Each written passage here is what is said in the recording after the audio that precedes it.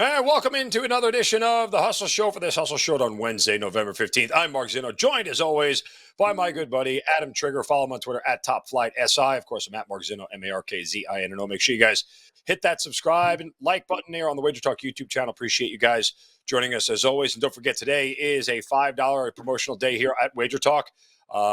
Every capper up there today has a $5 play for you available. You can buy as many as you want. So go to WagerTalk.com. Grab as many of those $5 plays as you want. Adam Trigger, good to be with you as always. We'll get some big game breakdowns in here as well. We'll both turn to our Survivor conversation as we do each and every week. But how you doing on this Wednesday? Mark, I'm doing good. I'm doing really good today so far. I got a nice win in college basketball last night with Sacred Heart. And I did something this morning that I almost never do as a handicapper that gives their plays out to other people and whatnot. But I bet Canisius early this morning, plus 7.5, and got news that Taj Tavesky was going to be out. I quickly came back, bet the other side. It was still 7.5. This news had not sort of gotten out there. And now the line is 10. So I've never, even like, who knows, Canisius might cover, but I'm pretty happy that instead of having a bad number with Canisius, I'll take my 0.4 unit loss. And I think it was the right move, regardless of how it plays out, probably the right move because I was right about Stavesky being worth about 3 points. And that's where the number has moved. So puts me down to just one client play for the day. Thought I was going to have 2 client basketball plays, but it's only $5 because, of course, it's customer appreciation day at WagerTalk.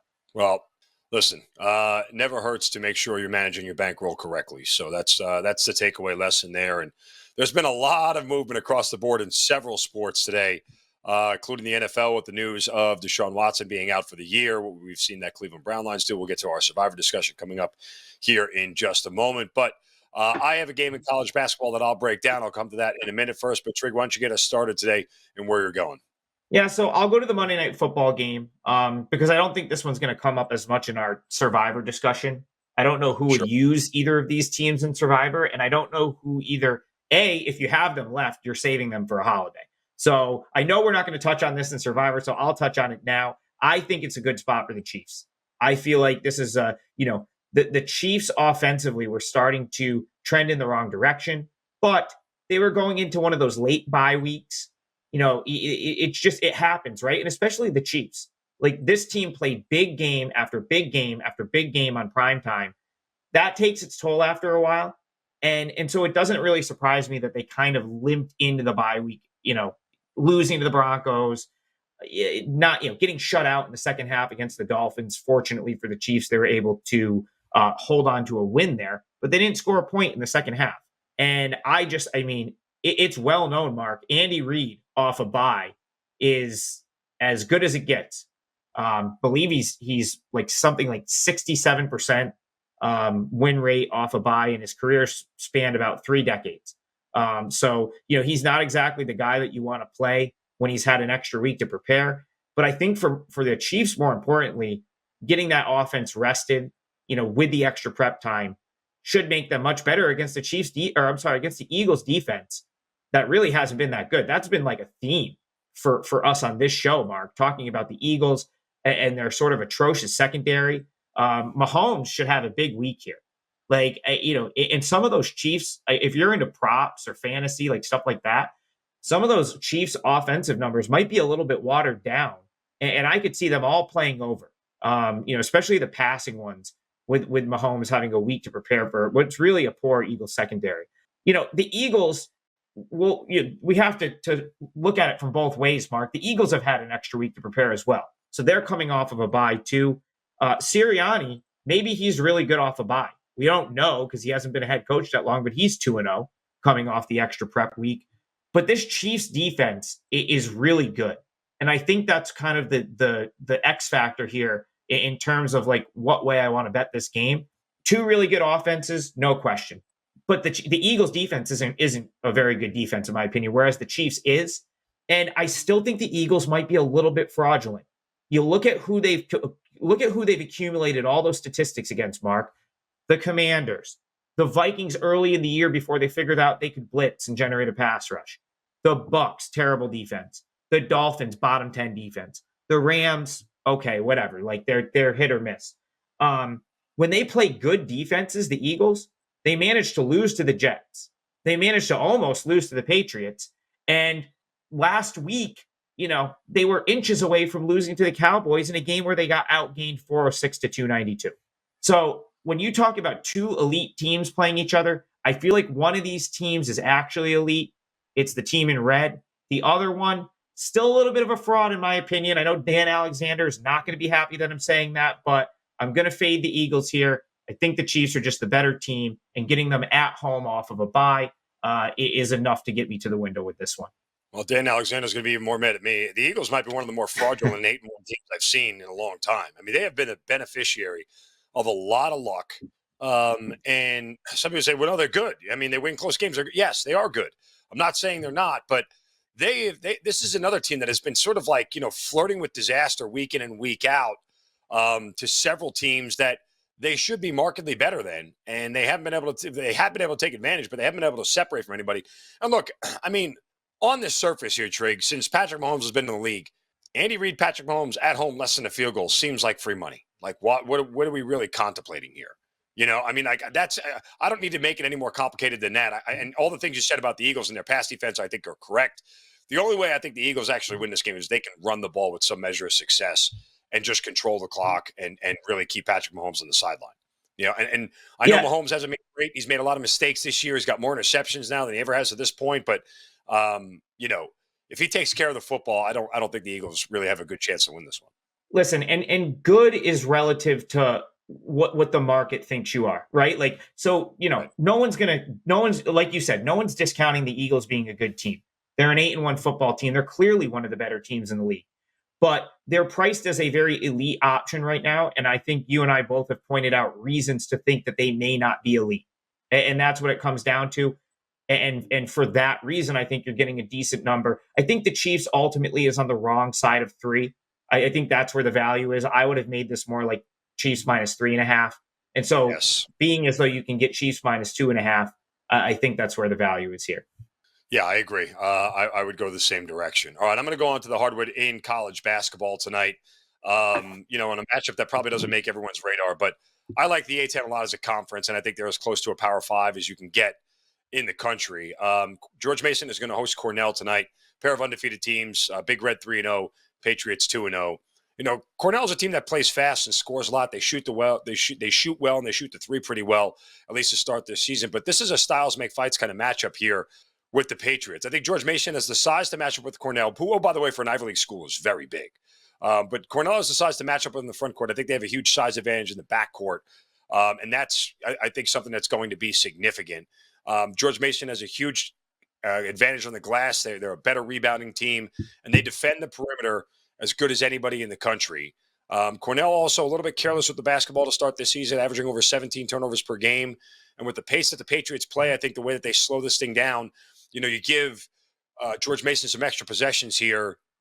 That could be a big difference. The other big difference outside of the boards, Cornell has struggled at the free throw line to start this year, only hitting at 65% from the charity stripe. So I think this is a spot here where the Big Red get a step up in class. And despite the short number, and I do respect Cornell as a team here, I think George Mason is the better team. And as long as Mason doesn't beat themselves here, Trig, with a number that's only at 2, I think they can go out and cover this number based off the free throw line and the rebounding, which should be enough to give me an advantage there. Yeah, I mean, it's an interesting matchup for sure. Like I was at Cornell's first game this year down in Lehigh, and they're a team that's going to be very like it's going to be high variance with them because they are going to push the crap out of the tempo. They're going to take a lot of threes. And so what'll be the interesting thing to see in that particular game is if Tony Skinn is organized as a head coach. George Mason's head coach is now at Providence. That's Kim English, took the Providence job. And so with it being Skinn's first year, Tony Skinn, by the way, I mean, Mark, we're getting old because we now have George Mason. We have George Mason Final Four players that it didn't seem that long ago that George Mason was making that run in the Final Four. Yeah. And now Tony Skinn is their coach. Like his whole pro career is done. And now he's their coach, a first-year coach. could see he might get out coached by Brian Earl here in terms of like an X's and O's. But one thing, George Mason, they did bring in some talent. Unfortunately, Siena lost a really good player to that George Mason team. Jared Billups, actually is it the nephew of like Chauncey Billups or something? Another great name, but he was at Siena, and it's tough to see him go because he will now start for George Mason. It's a very new roster, so it'll be a really interesting game. I am very interested in this one as well tonight.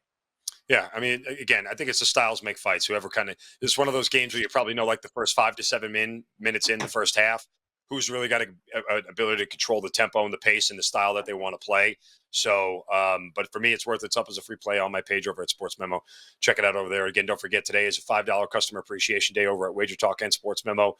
Any handicapper up there has got a $5 play. You can buy as many of them as you like. So go to WagerTalk and Sports Memo to get your $5 plays. All right, on to our weekly Survivor discussion, as you alluded to.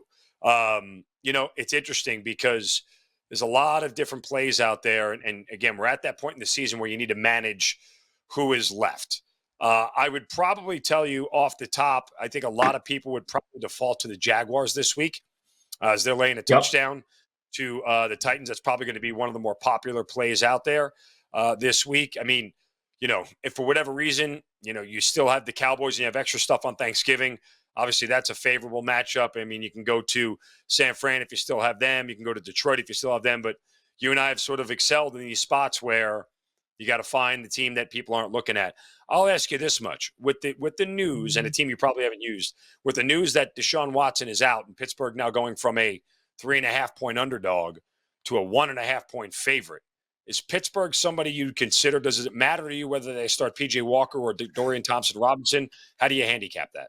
So, listen, first of all, yes, if the Steelers move to a favorite, they instantly become a viable Survivor option at this point in the year because the rule is you don't take underdogs in Survivor. That's the rule. So if the Steelers, and as we're speaking right now, it's trending toward 1. If they go 1, 1.5, 2, they're an option. Now, for me, I don't know if I would want to use them in that spot. Like, it's just as I don't think DTR is ready to be a starter in the NFL or to start an NFL game.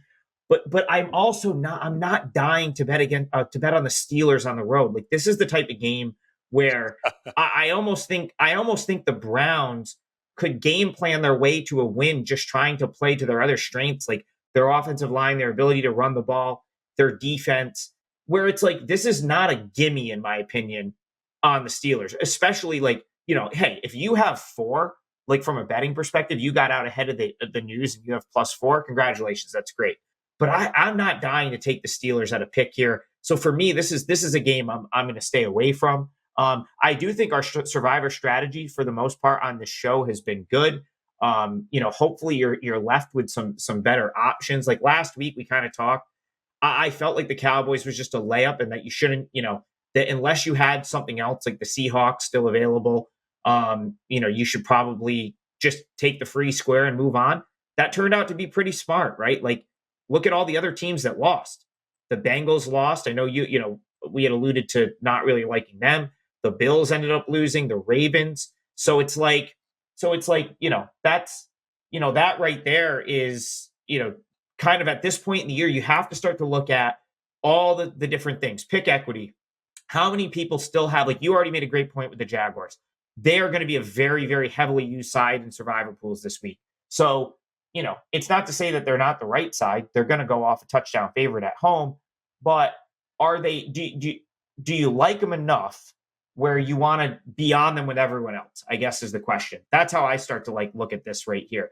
One that really intrigues me, Mark, is the Texans, because I thought that I would. I thought I would be all over the Cardinals this week. And I really did. I was just like, okay, this is the Texans. The Texans were my 5% play last week. They come out and win outright. It's the second week in a row that they've sort of had a huge win. Of course, the week before, a great comeback over the Bucs. I thought this screamed letdown spot for me, but I can't get over the fact that everyone's on the Cardinals here, Mark. Kyler Murray is not a good quarterback. I know they won a game they could have lost against the Falcons last week, but it's shocking to me that it's like Kyler Murray, people think that he's just sort of completely fixed their problems. And it's like they're like a public dog this week, which puts me back toward, where I've been all year, which is thinking the Titans are an undervalued, really good team now, coming off the Bengals win. I'm sorry, the Texans, yeah. So coming off the Bengals win, it's like coming off the Bengals win, it's not ideal, but like I'm not just going to throw out the Texans as a viable option yet. You made a good point with the Jaguars, and then I have to think you start having to look at paying off some of the zigging while everyone else zags. Right? Do you still have the Commanders? If you do, probably just take them. They're a 10-point favorite at home. Even if you don't love the Commanders, like I would never lay 10 with them in that spot. But just from less than half. Giants earlier this year, Trig. They lost to the Giants earlier this year. I know, but it's Tommy DeVito, right? Yeah. Like, so, it's not. It's not an even NFL better. Even better reason to take them, Mark, because they have a little bit of in-season revenge, right? Like this should be and I'm not dying to take the Commanders, but you're definitely getting good pick equity there. If you put yourself into a scenario where you still have the Cowboys and the Lions, this might be a great week to use one if you like that side, because the Lions are a 10-point favorite at home against the Bears, and the Cowboys are an 11-point favorite. I don't know if I'm dying to take them on the road against the Cardinals. I will say one thing about the Thanksgiving games right now, and I'm going to talk in the respect of Circa Survivor. Right now, a lot more people have the Lions available for Thanksgiving than the Cowboys. I think the optimal play on Thanksgiving is going to be the Cowboys. So just do what you will with that. Like, I don't know that I would want to burn the Cowboys here on the road and not have them for next week, where I do think they'll probably be the best Thanksgiving option. Texans certainly interest me as a survivor play, given where they are. Again, if you still have Miami for whatever reason, obviously 12.5-point 49ers. favorite over the 49ers. I'll ask you about one more, and I don't necessarily love it because they are on the road, and I don't really trust the coach. But the Chargers are a 3-point favorite of the Packers, and it's more of a fade of the Packers than anything else. I mean, the Chargers seem to be hitting their stride. They've won a couple in a row now. They have figured out what they are and what they're not. The Packers defense is okay, but it's hard to slow down that Chargers offense. I mean, the real question is the one thing the Chargers stink at, pass defense, it's not exactly like Green Bay is very good at. Yeah. Hey, Mark, I'm not at all dying to. I did a video on this one earlier, and I tried to make a case for Packers +3, like just based on needing a pick for this game. I think there's enough to justify like the Packers being decent value against that key number of 3, and then of course, especially 3.5 makes it even more appealing. But I'm with you in the respect that like it'd be hard for me to tell someone that like, okay, I don't think the Chargers in just to win the game scenario is a bad decision from like if that's the way you want to go in Survivor. The biggest point I made in that, like, and it's my biggest point with this, Jordan Love is reaching the territory that I have like Bryce Young and Desmond Ridder in, where I just have no interest in going to battle with this guy. I just like he just makes, like, you go back to last week, they lose and they fail to cover by a half a point. 2 interceptions in the final 3 minutes of the game. Granted, one was at the end of the game. We'll give him a pass on that one, but still, throwing an interception in that key time. I just don't want to bet on Jordan Love. Same way I told you, I'm done betting on the Falcons if Ritter's under center. I'm done betting on the Panthers if Bryce Young's under center, at least till they show something. So yeah, I mean, is it the best option out there? No, but you have to at least consider it being as though they're going to be at least a 3-point favorite. Yeah, I mean, again, and I wouldn't even at this point touch Buffalo if you still have them in a divisional game. Oh, see, I disagree. I disagree there a little bit. I think I like when coaches, I like when someone falls on the sword, Mark, when someone gets fired. I typically, when front offices make a statement like that, teams tend to rally. It's like a little bit of a wake-up call. I'll be really surprised if the Bills lose this game this week. I don't know if I want to come out and lay 7 or 6.5, 7. Sorry, I couldn't see my screen there. Yeah, I don't know if I want to come out and lay a touchdown. but I'd be really, really surprised if the Bills take another loss. The Jets, man, I had them as a best bet on Sunday. That team, like they're so inept offensively right now that it's just man, I don't know. I wouldn't put you off using the Bills, especially because no one's gonna have the Bills available. They have to be down there as one of the because you've had your chances with the Bills week after week as big favorites. You probably get great pick equity on the Bills in that spot. And I don't think it's a bad spot to back them. Yeah. Well, again, I don't necessarily disagree. I just, my faith in Buffalo, and again, I still think they're overpriced. Like you said, I would have no interest in laying 6.5 with them, none. But I can't play on the Jets either, so it's kind of just sit back and watch and see if the Bills can survive. So there is that. Again, final reminder: today is $5 customer appreciation day over at WagerTalk at Sports Memo. Any handicapper out there has a $5 play. You can put as many of them as you want in your cart. Take as many as you like for $5. Our way of saying thank you guys for being loyal subscribers and listeners and watchers of Wager Talk. So we certainly appreciate all that. Make sure you guys continue to go to WagerTalk.com for all the plays there. You can catch all of Trig's plays. WT.buzz/AT. I'm over at SM.buzz/MZ over at Sports Memo. So make sure you guys, again, hit that like button. Full episode of the Hustle Show podcast tomorrow night, 7 o'clock Eastern. Be right here on Wager Talk TV. For Adam Trigger, I'm Mark Zinno. Good luck with the rest of your bets tonight. Go cash those tickets, and good luck in Survivor. We'll talk to you next week.